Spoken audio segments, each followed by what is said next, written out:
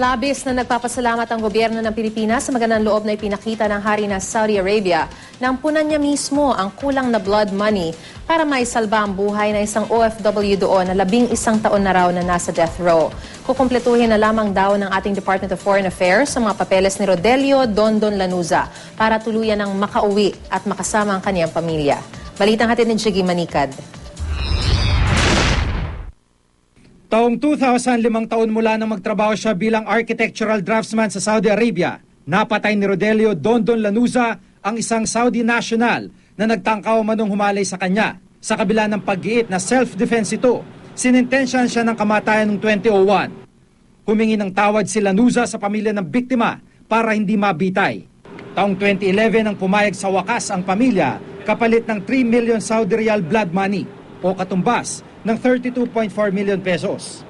Sa kabila ng mga apela para makalikom ng pera at tulong ng ilan tulad ng New York-based film retail magnate at philanthropist na si Loida Nicolas Lewis, 7.5 milyong piso lang ang nakolekta ng pamilya.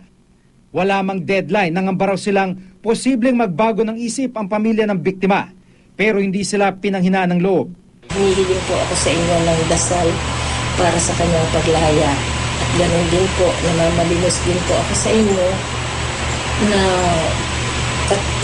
matumbasan lang po ang blood money na hinihingi po namin sa inyo.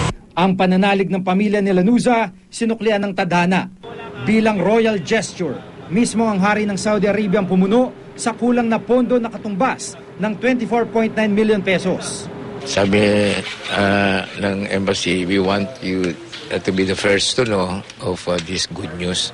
For after all, we have good relations and we admire very much the Filipino workers in Saudi.